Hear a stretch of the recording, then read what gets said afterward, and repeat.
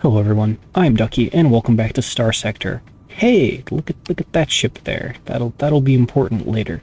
So, as you may have guessed from the title of this video, I am doing a Let's Play here, focused entirely on the mod faction called the United Auroran Federation, and we're going to be doing all of the quest lines, unlocking all of the content that I know how to unlock, and doing a lot of other things on the side during this run. Now, I would never sit down and record the first episode and then realize at the end that I had never unmuted my mic. I would never make that mistake. So of course, we have started here with a pile of money and stuff that I definitely this is how the game starts, and I didn't acquire this earlier in my run that I didn't record the audio properly for. So, yeah, that was super painful, but I'm not starting over. We're in too deep now. So this is our fleet: tanker, cargo, and some junk ships, a few frigates. There's nothing fancy here. This is all like auto-fitted basic stuff. I have gotten the first contact, Nia Aurora, who you will find in Aoi system, Vermilion Station. And when you go to talk to her, she will sometimes have an option that says like, oh, what's that? And she'll talk about her cat or whatever. And you can pick her up as a contact. And that begins the faction's quest line. So basically, to advance, we need to get her reputation up to about 30 or 50, and she'll give us the details for the next contact in the chain. There's a lot of written dialogue and story and stuff that they have. I'm not going to read most of it. There is a full mod list, which I will go over at the end of the video. I had originally recorded it to put it at the front, but I figured we should front-load the gameplay rather than the dry talking part. So, we have here, let's see, turn on fuel range. Okay, we have more than enough fuel range to go everywhere. So basically, I checked in with the contact. She didn't have any useful missions yet. So we need to spend some time so that the missions cycle. Ignore that pirate bounty. I took it just because there's no downside to taking it. But we're not really settled to go into a pirate system and crack heads yet. So we're going to do these exploration missions. Just for money and something to do, and we'll maybe get something useful out of it. So I have been to one system in the core worlds, which gives me access to its warp gate. So as you can see, our targets are kind of up there. We're down here. We're going to warp to the middle and then go do the things. So yeah, the plan basically, other than, of course, showcasing as much of the mod's content as I can throughout the course of the Let's Play, is we're going to make some money, unlock some stuff. We're going to... Oh, hi. So, yes, something... All the factions are hostile or indifferent to me. I don't know why it started us that way. So yeah, first plan. So we're gonna turn on emergency burn and run away. That's a really long interdict. God dang it. Please go away. Pirates, help. Yes, help. No. Ah. Okay, so we're gonna run away. But in the early game terms, we're gonna try and get together. Okay, we got out of range. We're gonna try and get together some funds, do the reputation grinds, of course, and get started with a settlement of our own, which is like a little town on a planet that will provide us unique benefits, and maybe a little space station outpost, which will slowly stockpile basic resources for us to just kind of get our foot in the door in terms of establishing ourselves in the galaxy as a power. And then we'll move on from there to seeing who we're still at war with in mid-game. That sensor bubble is a giant fleet, yep, and they're going to be too slow to catch us. Okay, dodged. But for this episode, we're just going to do some basic exploration quests. So our target is in the... Oh. Our target is in the middle of the star system. We are not alone, so there's that sensor contact. And there's this Ludic path sensor array, so there's maybe a Ludic path base in here, which could be really bad. Sometimes they have tons of ships. But we need to go toward... Ooh, hi. Please no. Please no. I'm flying toward the station. I don't want this. Need... That's a tanker. Oh. Okay. So we only have 3 warships and a bunch of trash. They have 3 warships and a bunch of trash, but they also have 4 officers. So we're just going to give them money, and they're going to go away. So I think our target is this next sense... Oh, no, it's not. Okay. We're going to take this anyway, just for the loot. And hope that they don't come back and tax us again. But our target should be somewhere in this star's corona, which is really awkward, actually. Because while we're in the corona, our ships are slowly burning up. Actually, not that badly. But it does increase repair costs. Or rather, the damage has to be repaired. Okay, we've got that. You turn on sustained burn, it pushes you out of those. I don't know why that is mechanically, but we're not going to question it. So, that's a little bit of money, a little bit of rapid independence. That's what we need. Ooh, what's this? A low danger beacon. Well, we could probably go in there and be fine. Low danger, you don't really need to worry, because it's only like one ship. But we'll come back to that. Let's do our quests. So yeah, we are playing with Nexcelerin enabled, which basically lets the factions fight amongst each other and take over planets and stuff. So that will be kind of interesting. We do have a loss condition.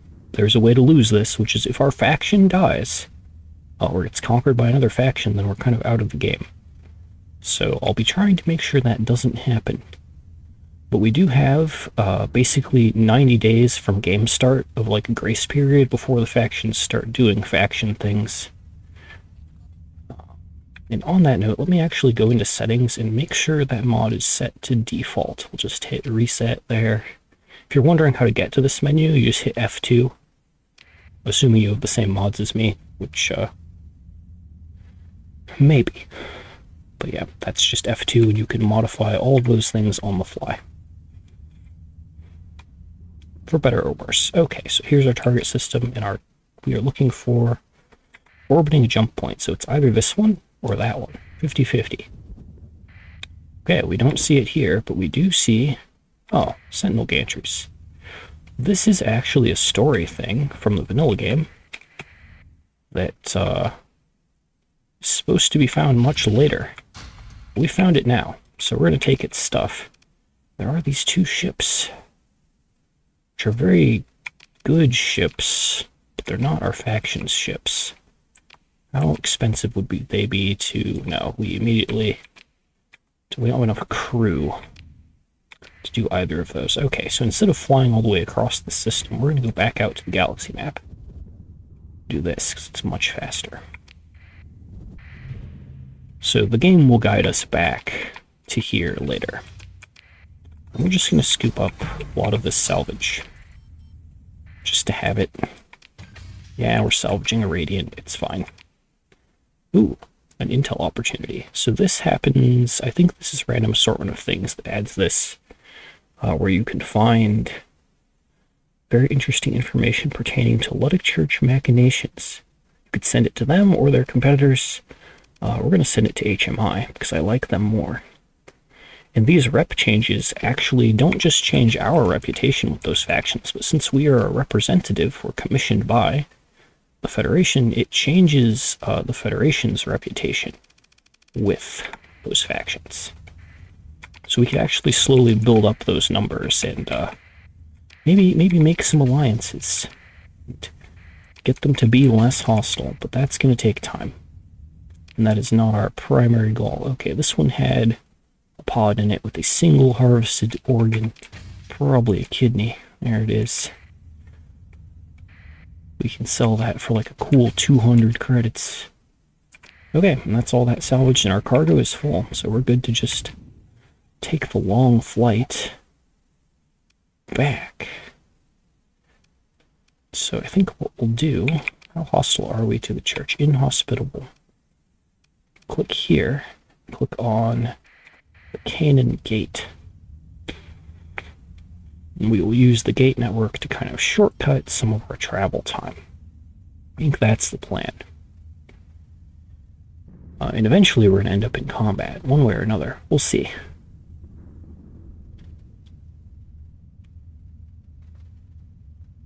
But in addition to the goal of like the settlement and the outpost stuff, getting together an actual like combat capable fleet and some officers, that's also pretty important, because we wouldn't be playing Star Sector if we weren't doing a lot of combat. Although in these first few episodes, we may just be flying around like this. I don't know yet. We're going to find out. Play to find out. First thing we need is piles of money.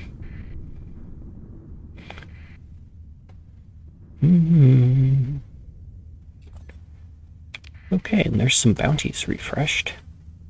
Well, not refreshed, those all have timers on them. If I have a couple more ships, I could start doing the smaller ones of those. A couple more combat capable ships, that is. Alright. Put the transponder on. And since we're passing over it, oh, okay, they won't talk to us. And if I turn my transponder off, we might get dinged by a patrol. We don't want to make things any worse than they are at the start here, so this takes us back down into, what's this one called? Cayley constellation? Which is in between, if we zoom in here, it's in between the other two star systems. Technically, the map, so hard to control. Technically 4 total here, but these two are the same, they're adjacent. Don't question how planets work with binary suns and stuff. It all gets very complicated. Star Sector really doesn't do hard science very well, and that's okay. It's a ship combat game. Okay, turn all that in. I know what we can do with our pile of money. So if you go into Favonius, this planet, go to the comm directory. This was added in one of the most recent updates. Talk to this robot, Narumi, and you talk about the trade hub. And she'll say, oh, the trade hub. And you give her a lot of money, 200,000 credits. You can access this. And look, it's a gacha shop in your star sector. It's just what you wanted. Where you can turn in survey data, ding, to get these funky little coins. Not pictured here, they're just a number, I guess. You can turn them in for ships and explosives and colony items, which is all super handy. Except that we need a lot more of these coins, which means we need a lot more survey data. The other thing that I noticed one time is you can, she gives you the access key card. Sometimes it lets you turn in the access key card, yeah. And then you can access the trade hub still, even without the access key card. So now we have 60,000, which is not enough for a cool ship. Almost enough for this one, but we probably save up for the big one. And these, oh gosh, I know we're flickering menus, I apologize. But very briefly, these ships, they have descriptions like they are different or alternate, and some of them are different from their base versions. I believe the Black Prototype and the Epic Dragon and maybe Nanami are actually different from the ones you can buy. Some of them you can only get through the shop, like Turncoat and Procrastia. But like the Bully's Delight and the Fusenoria, you can actually just buy these, and it's no different whether you pay cash or whether you do it through the store. Same with the Guppy. It is the same as a regular Tsunami. So don't be fooled by the poetic descriptions Basically all of this, even the Black Pearl, you can get one of these through another thing. Although the Black Pearl is unique in that you can only get one from that NPC. So that's the only real limited one that you might want to save your coins for. And since we're here, we can pick up fuel. We spent a fair chunk of our money, but we still can look at picking up ships. I think before we spend any money on ships, we're going to go see contacts. We're going to go see if Nia has refreshed her missions yet. Whether we can do anything. Ew. Oh, are you burning toward me? No. All is well. Alt-tab to stare at the recording. Okay, my audio is being recorded this time. Hopefully it is of quality. There we go. Alright, pulling in. Nia. So, do you have any work for me? Okay, and she has a ton of missions. Good. So, old freighter. We don't really want this, but we're going to buy it because it's worth reputation. Competition issue. 400 Marines. I think you misunderstand how fast I want to go to war. Let's slow down on that. We're not doing that. 5,000 units of food delivered. That's a lot of money. 5,000 food. Give her a warship. She can have my combat shuttle, because she's going to pay 21,000, and I paid about 21,000 for it. And again, it's just because it's worth rep. So, 5,000 food. The question is, oh, I hit accept. Okay. Now it's not a question. It's, can I get 5,000 food, and can I find something that will carry it? Can I get enough things that will carry it? So there's a combat freighter. For starters, I'm certain that between all the planets in the faction system here, we could get 5,000 food. You burning toward me? Have anything illegal? No? Okay. We're not worried about it. Yeah, we have to let them... It's weird, because in my previous run, they never did this. Even at the early game. So yeah, there is 5,000 food available, for sure. But... can we get enough freighter? That is an expensive freighter for 890 carry capacity. So we're going to be looking at these. But honestly,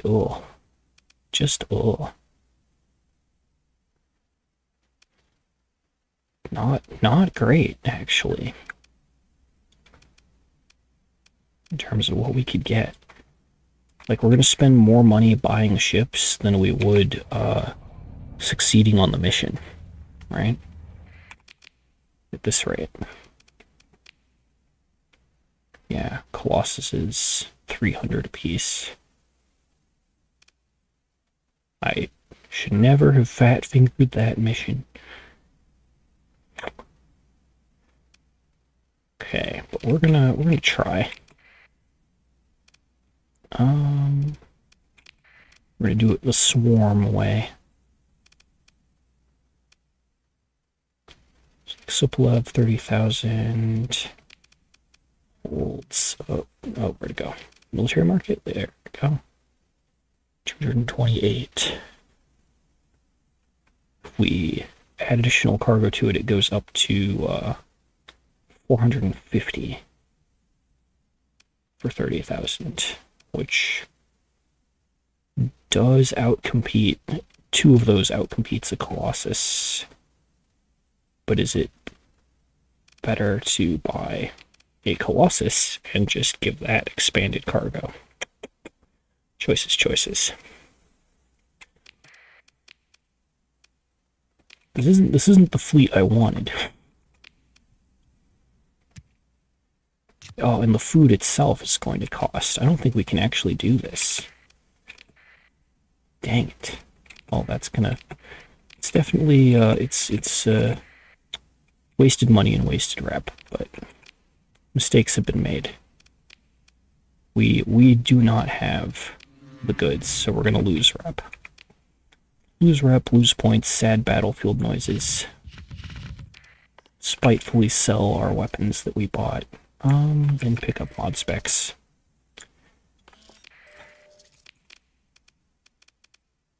And alright, so instead, back to plan A. We need warships.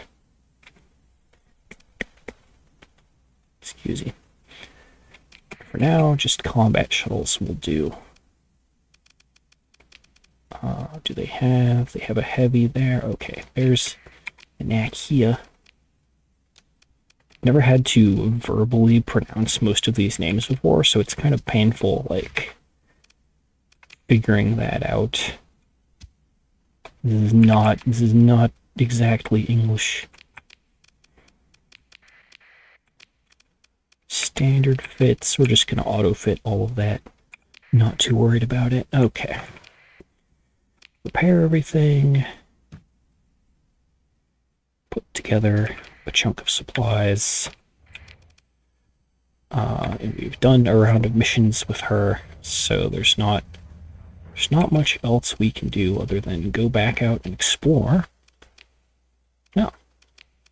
We have enough gear to survey this world. It's up there, kind of where we were before. Or we can go out here. Ooh, orbiting an inactive gate. We're taking this. Because it's orbiting a gate. And that gate is something that we can use later to speed up things. Such as if we have another mission to do that's out there, we'll have access to the gate, and we'll have to do less of this flying around nonsense, which is slow and can result in ships taking damage from these little storm clouds. So we float that way. Oh, and our 90-day safety window is already up because the hegemony is attempting to invade Kazaron, which is the capital of the Persian League. Interesting that invasion triggered, because I think in the default settings for Nex, if allow invasion of story critical markets false. Kazaron's not considered story critical. That's interesting, because in the game, when we make our planet, there's a colony crisis you can get that has you go to Kazaron, but I guess it's not considered story, air quotes. Interesting. And Kazaron is also where the Persian League makes all their ships. So if the hegemony succeeds in taking it over early game, that doubles the hegemony ship production, and we're going to have a problem later. The system is big. That's the first thing I'm going to tell you, just by looking at the arrangement of jump points. Like, damn. So if any of these planets were habitable, barren, gas giant, volcanic, radiated, desert. That desert planet might be habitable. Okay, I'm distracted now. We have to go see. If we have enough stuff to survey this planet, we will. Because if this planet is habitable, then we could colonize just this one system, all of them, and take that gate, and this would be a perfect, like, setup. Oh, we don't have the goods. Desieved, habitable. There it is. We don't know what resources it has yet. So this is going to be important later. Which means I'll go over here to my handy piece of paper and write down Phalos Blue Giant. Blue Giant colony system. It's kind of like it's a golden opportunity if you can set up like a bunch of planets as your own in the same system with the gate, because the gate is there for ease of transit. Having all the planets in the same system boosts their ability to trade with each other and with the outside galaxy. It's just super, super ideal. And the defense fleets from each planet can help each other out. Which is, of course, important, as this game can only end one way. Oh, that blob moved. So we go slowly. Those do not look like pirate ships. So I think we're fine. An independent can suddenly turn pirate, but... Okay, and since we're near a gate, that means it's a great time to just fill up on all this loot. Take it all. Open pods. Harvested organ.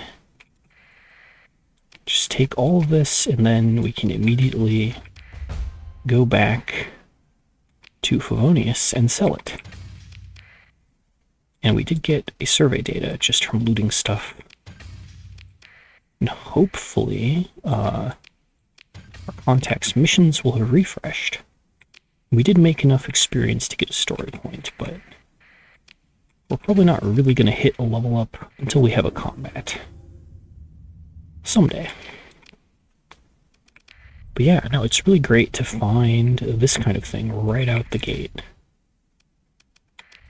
Sometimes it takes, like, searching like a third of the galaxy to find a cool looking system like that. So, happy days, lucky us. Episode 2, technically episode 1, we found it. Ooh, solar shielding. Protects us from those pesky storms that I was talking about. Okay, we have survey data that we could turn in. We'll do that. No sense worrying about what we can buy until we have a few hundred of those coins. 100,000. Throw away the metal. And I believe we needed people and just more machinery, maybe? I normally will carry up to like 200 machinery. Even into endgame, 200 is my ballpark. It seems to be enough to survey basically anything. So we'll grab back up to good number of supplies. And we'll head back to our contact. For now.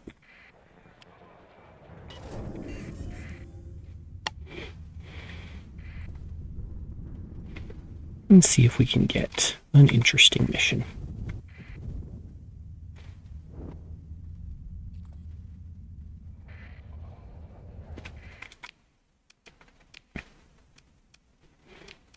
We ask, oh, and she has a pirate fleet bounty, which we're still nowhere near strong enough to do, but there's no penalty for taking them and not doing them. We'll ask her about access. No. Nothing in the menu yet. What do we have for ships? An afflictor. A shade. Do I have a shade? I do. Might take a second one. So the trick with shades is, let's see, maintenance costs 6 versus the afflictor, also 6. Okay. I thought the shades were cheaper to run, but I may be wrong about that. And they are slower on top speed. Lower on crew. Oh well. I find the shade ship system much easier to use, although afflictors have a very good and niche purpose, which we may come back to later if something gives us trouble. But with a few phase ships, our sensor profile, the distance at which we're detected by enemy fleets, gets very low. Especially when we turn off our transponder, which we're not going to do here because our allies might get angry. I see some exploration missions have popped up. So this one, some distance away from the center, we don't take those. So they take too long to figure out where the target is. Unless it's something super valuable, like a research station. I don't normally do them. Okay, we're being tracked. Hi. But we're on the same team. Why you gonna check me out? Are you like this? So we could buy these for 75 and they sell for 165 to a pirate planet. We could run baked goods for a living. Technically an option. I might do that, just kind kind of profit margin would that be? 70, so 95 profit per 90 times 100, 9,000. Yeah, 90,000. Yeah, that would be money. Screw it, we're smuggling baked goods. In addition to doing those missions. So one is right there. One over there. I think we'll just fly to these normally. Or wait. Do I drop off the baked goods first? The baked goods aren't on a timer. We'll do the things that are on the timers, which are the explorers.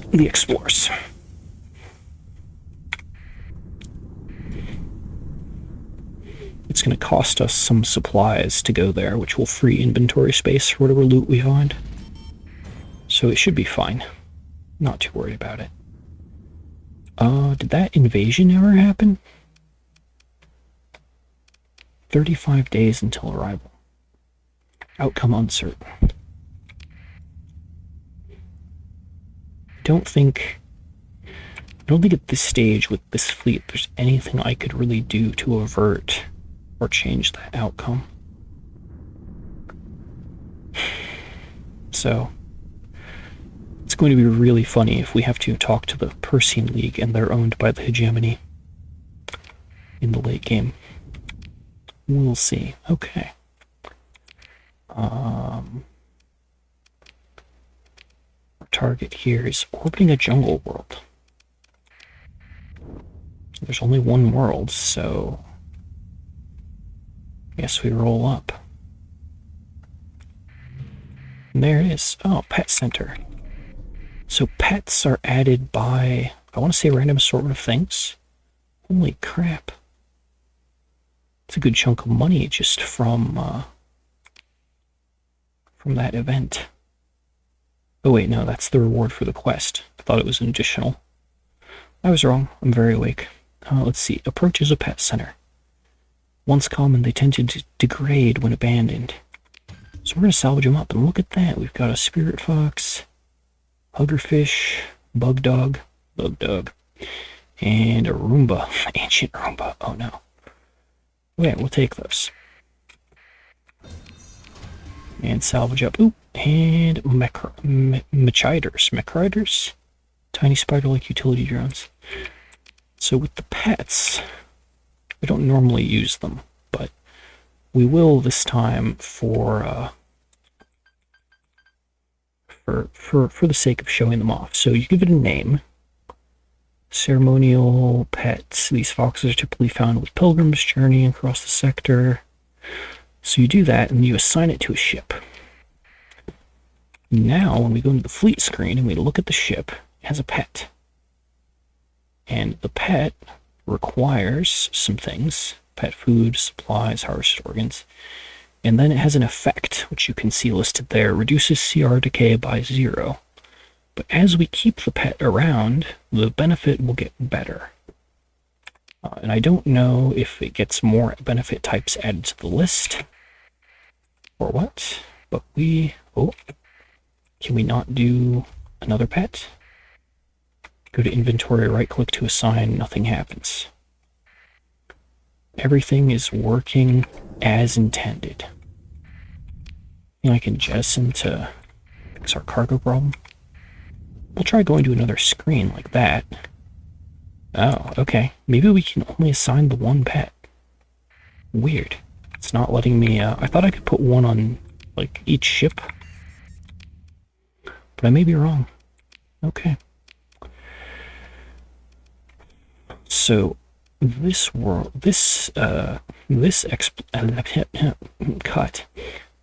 quest is on the way, or rather our baked good drop is on the way to our destination. Dawn in Hybrazel was what had the best price on these last time we could see that menu. So maybe with the pets, you can only have one. Okay, and there, it now has a bonus, 0.1%. So I guess we keep one pet at a time. They can die if your ship gets blown up, or if you don't have the kind of thing they would eat. But this one eats supplies, which we basically always have to have, so that's not a concern. But I think we drop off these baked goods and then call it for the episode, because we're kind of running long on time. Okay, and so some messages have appeared. Ooh, beep. Why are we interdicting? Ah! I don't know who they saw that they thought was hostile. They've caught us, they've caught their ally, me, in the interdiction. Rude. Bleh, words. Okay, and invasion has arrived in system. I am very interested to see how that plays out. But let's get to our destination. So, it wants us to go in through the jump point. But we're going to be sneaky and brave. Go in through this little hyperspace grav well. Hope that it's not covered in pirates. Okay. It was not covered in pirates. Yeah, and these sell for quite a bit here.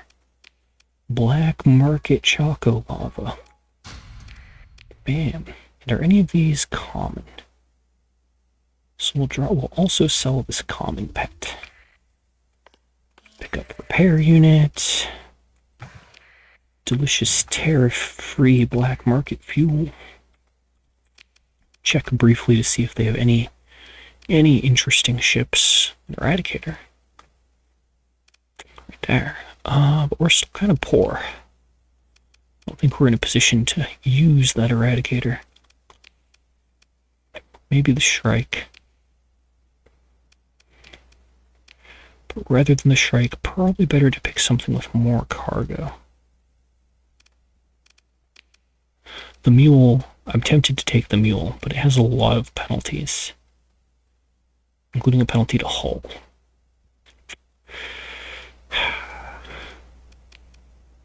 Can't have good things in the early game. Could take the crappy drone tender instead. We'll do that. It'll make salvaging and things better. Are there any cool weapons? Jackhammer torpedoes are kind of cool. Probably not cool enough to justify buying right now. Okay. So, next episode we'll start by doing this exploration quest, and then we'll figure life out from there. Man, I have not actually done much yet. We'll get there. Okay. So, thank you all for watching. I will put up the panel with the Patreon supporters and the cast list there.